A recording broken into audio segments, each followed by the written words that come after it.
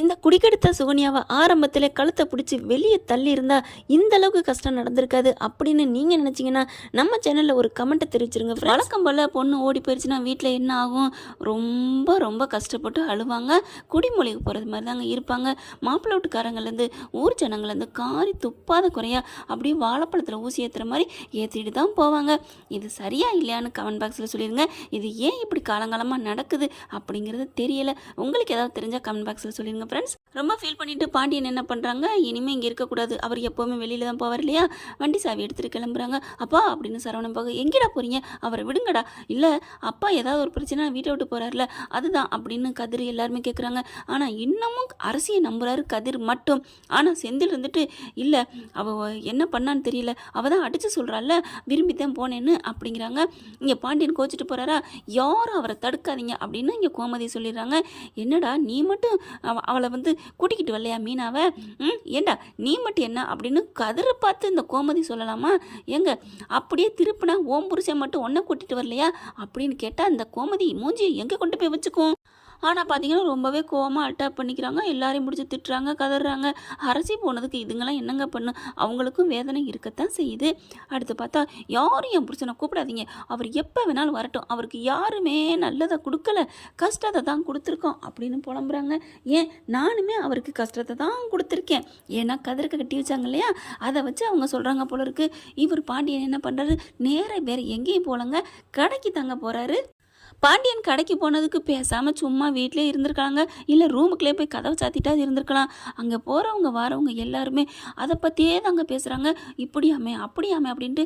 என்னப்பா நீ பாட்டுக்கு வந்து இங்கே கடையில் கூட்டிக்கிட்டு இருக்க, 1/2 கிலோ துவரம் பருப்பு 1 கிலோ உளுந்தம்பருப்பு அப்படின்னு 2 பேருக்கு சொல்லிவிட்டு அடுத்து பார்த்தா இந்த மாதிரி அந்த மாதிரியுமே உன் பொண்ணுக்கு போக போக போயும் வேறு இடமே கிடைக்கலையா அப்படி இப்படின்னு ஏற்றுறாங்க. ஒருத்தவங்க கஷ்டப்பட்டுட்டு இருக்கல மேலும் மேலும் இந்த மாதிரி துன்புறுத்துகிற மாதிரி பேசக்கூடாதுங்க. பாண்டியன் யாராவது ஒரு குடும்பத்தில் இப்படி நடந்தா இந்த மாதிரிலாம் பேச மாட்டாரு, நல்ல மனுஷன். அவனுக்கு இப்படி போய் அவருக்கு இந்த மாதிரி போய் நடந்துட்டுருக்கு.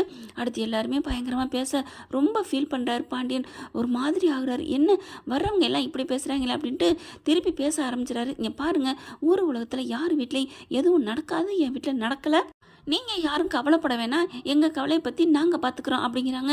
இல்லைண்ணே அது வந்துண்ணே அதான் சொல்லிட்டேனே நாங்கள் பார்த்துக்குறோம், நீங்கள் கிளம்புங்க அப்படிங்கிறாங்க.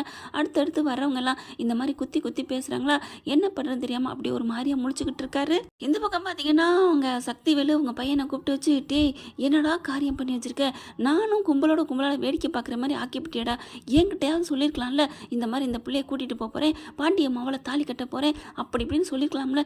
அப்பா ஏப்பா நீ வேற வைத்தறிச்சல கிளப்புற அப்படின்னு சொல்லிக்கிட்டு இருக்காரு. இல்லைடா நான் தானே உனக்கு ஐடியாவே கொடுத்தேன், ஏன்ட்ட சொல்லியிருக்கலாம் அப்படிங்களே. அவங்க அண்ணன் வராரு. டே அண்ணன் வராரா, பெரியப்பா வராரா, ஏதாவது பேசாத, மன்னிப்பு கேளு அப்படின்னு சொல்லிக்கிட்டு இருக்கலே இவர் வந்து கத்துவார், காய்ச்சி மூச்சுன்னு அடிப்பார், தையத்தக்க தாறு மாறு தக்காளி சட்னி அப்படின்னு பண்ணுவாருன்னு பார்த்தா சோழரை தொட்டு கொடுத்து, டே மவனே நீ இது நாள் வரைக்கும் தேவையில்லாத அணியத்தாண்டா பிடிங்கிக்கிட்டு இருந்தேன், நான் அப்படித்தாண்டா உன்னை திட்டிகிட்டு இருந்தேன், ஆனால் நீ இன்னைக்கு பண்ண காரியம் இருக்கே வேற லெவல்ரா அப்படின்னு மனித மனங்கள் மனித புத்தி இந்த மாதிரி குரூரமாக குறுகிய வட்டத்துக்குள்ளே ஒரு சிலருக்கு இருக்குது அப்படிங்கிறத நிரூபிச்சிட்டாரு முத்துவேலு. ஆனால் ஆமாடா மவனே, அந்த பாண்டியன் என் தங்கச்சியை கூட்டிகிட்டு போனா, என் பிள்ளைய கூட்டிகிட்டு போனா, அன்னைக்கு ராத்திரி நான் எப்படி தவிச்சேங்கிறத கரெக்டாக பாயிண்ட் ஆஃபில் நின்று அவனை நோகடிச்சிட்ட பார்த்தியா, வேற லெவல்ரா நீ, சூப்பர்டா, பாண்டியன் பட்ட கஷ்டத்தை நான் பார்த்தேன்டா, அவன் கண்ணில் தெரிஞ்சிச்சு, அவனோட ரணம் அப்படியே எனக்கு புரிஞ்சிச்சுடா, சூப்பர்ரா மவனே சூப்பர். அன்னைக்கு இந்த கஷ்டம் பட்டம்னு முத்துவேல் சொல்கிறாங்க, அந்த என்ன வலி வேதனை இருந்துச்சு அது அடுத்தவங்க படையில் எப்படி இருக்கும், அந்த வலியை உணர்ந்தவங்களுக்கு தாங்க அடுத்தவங்க வலி அந்த உணர்வு வரையில் இவருக்கும் அந்த கஷ்டம் தெரியணும். ஆனால் சந்தோஷம் தான் பெற்ற இன்பம் பெருகன்னு சொல்லுவாங்க இவ்வையகம் முழுவதும். ஆனால் துன்பத்தையும் பெற்றோன்னு அடுத்தவங்க பெற்றோன்னு சந்தோஷப்படுறாரு முத்துவேலு. சூப்பர்ரா, நான் இதுக்கு ஒன்று நான் பாராட்டுறேன், இன்னைக்கு தாண்டா பல நாள் கனவு நிறைவேறிச்சு அப்படின்னு சொல்லிட்டு போகிறாருங்க. என்ன மனுஷையா நீ, என்ன மனுஷையா அப்படி தாங்க சொல்லணும். அடுத்து சத்தியவேலு, டே மவனே எங்கள் அண்ணனே உன்னை பாராட்டிட்டாருடா, அவர் ஏதாவது திட்டுவார் வைப்பார் நினச்சேன், சூப்பர்ரா அப்படின்னு சொல்லிட்டு பாராட்டுறேன் அந்த மனுஷன். அட ஏப்பா நீ வேற அப்படின்னு முத்து இங்கே குமாரவேலு ஒன்றும் பண்ண முடியலை அப்படின்னு நொந்துக்கிட்டு இருக்கான், தாலி கட்டலைன்னு சொல்லத்தான் முடியலை, இருந்தாலும் சொல்லியும் தொலைக்கவும் மாட்டேங்கிறான். டே பரவாயில்லடா சூப்பர்ரா, இனிமே தாண்டா பாண்டியனுக்கு ஆப்பு இருக்குது அப்படிங்கிறான். ஆனால் உன்னோட மவனே அவளோட நீ வாழணும்னு நினைக்காத, வாழ வேணாம், அவளை தொடக்கூட கூடாது. எப்படியாவது நம்ம பண்ணுற டார்ச்சரில் அவள் இந்த வீட்டை விட்டு துண்டக்கான துணியக்கான ஓடணும்டா. நானும் அவளை தொட்டா தாலி கட்டினேன், இவர் வேற ஏப்பா நீ வேற எரியறதுல என்னத்தையே ஊற்றுற மாதிரி நீ சும்மா இருப்பா அப்படிங்கிறாங்க. என்னடா மவனே எவ்வளோ கம்பீரமாக வேலை பார்த்துட்டு வந்திருக்கிற, நீ இது வரைக்கும் சாதிச்சிருக்கடா. இன்னைக்கு தாண்டா நீ பெத்த அப்பனுக்கு பெத்த புள்ள நம்ம கடமையை செஞ்சுருக்கடா, என் மனசே குளிர்ந்து போச்சுடா அப்படின்னு ஆளுக்கு சொல்ல குமார் இருந்துட்டீங்க, என் வயிறு எரியுது, நீங்கள் வேற அப்படின்னு புலம்புறான். இந்த பக்கம் பார்த்தீங்கன்னா பாண்டியன் வேற வழியே இல்லை, இனிமேல் நம்ம இருக்கக்கூடாது, வரவங்க போகிறவங்க எல்லாம் இதையே குத்தி குலைக்கிறாங்க அப்படின்ட்டு என்ன பண்ணுறாங்க, வேகமாக பூட்டிடுறாருங்க கடையை. பூட்டி வேகமாக கால் எடுத்துகிட்டு வண்டி எடுத்துகிட்டு கால் போன போக்கில் போகிறாருங்க. அப்படியே ஒரு மனசே ஒரு மாதிரியா இருக்குது. கோயிலுக்கு போகிறாரு, கொஞ்சம் நேரம் உட்காந்துருக்காரு, சாமியை கும்பிட்றதுக்கு சாமியை பார்க்குறாரு. ஏன் சாமி நான் உனக்கு என்ன துரோகம் பண்ணேன், ஏதோ விரும்பிச்சு என் பிள்ளைய கூட்டிகிட்டு என் பொண்டாட்டியை கூட்டிகிட்டு வந்துட்டேன், அதே மாதிரி என் பிள்ளையிலும் இந்த மாதிரி நடந்துருச்சுங்க, அதுக்காண்டி இப்படியா நீ பழி தேப்ப, நான் என்ன வேணும்னா பண்ணேன், ஆனால் அவன் வேணும்னே கங்கணம் கட்டிட்டு என் பிள்ளை ஒன்றும் தெரியாத பிள்ளைய கூட்டிகிட்டு போயிட்டான், இப்போ ஊரே காரி துப்புது, கேவலமாக பார்க்குது, நான் என்ன பண்ணேன், எனக்கு ஒரு முடிவை சொல்லு, நான் இனிமேல் அந்த வீட்டுக்கு போக மாட்டேன், இனிமேல் கடைக்கும் போக மாட்டேன், நான் ஏதாவது தப்பான முடிவு தான் எடுத்துக்க போகிறேன் அப்படின்னு புலம்பி தள்ளுறாரு. கோயிலில் இருக்கிறாங்க, கோயிலுக்கு சாமி கும்பிட வராங்க. அங்கேயும் வந்துட்டு பார்த்தீங்கன்னா, என்ன பாண்டியா அதுக்குள்ளே கோயிலுக்கு வந்துட்ட, நீ இருக்கிற இருப்புக்கு உன் வீட்டில் நடந்த துன்பத்துக்கும் கஷ்டத்துக்கும் இந்நேரம் வீட்டுக்குள்ளே முடங்கி கிடப்பேன்னு பார்த்தேன், நீ தைரியமான ஆள் தான் அப்படின்ட்டு ஒரு ஆள் சொல்லிட்டு போகுது. இன்னொரு ஆள் வந்துட்டு, இந்நேரம் நானாக இருந்தேன்னா யார் மூஞ்சிலையும் முழிக்கவே மாட்டேன், இந்நேரம் வெக்கத்தில் நான் வீட்டுக்குள்ளே கூனி குருவி கிடந்திருப்பேன், இன்னும் சொல்லப்போனால் ஒரு படி மேலே போய் இந்த உலகத்திலே அப்படிங்கிற வாயை மூடிட்டு போகிறீங்களா அப்படின்னு கத்திடுறாரு பாண்டியன். அப்படியே பார்த்தா, என்னையா நான் உள்ள நாட்டு நடப்ப சொன்னேன், ஒரு நாட்டு நடப்ப நீ கிழிக்க வேணாம் போங்கய்யா அப்படின்னு கத்துறாரு. இங்கே வீட்டில் பார்த்தா கதிரால் இருக்கவே முடியலைங்க, அப்படி பரபரப்பாக இருக்காரு. வேகமாக நைஸாக அப்படி கிளம்பையில, டே கதிரு அப்படின்னு கோமதி கத்துறாங்க. அப்படியே நிற்கிறாங்க. என்ன நீ நைஸாக ஆகி போறியா, ஒன்றும் நீ பண்ண வேணாம் நீ போயிரு.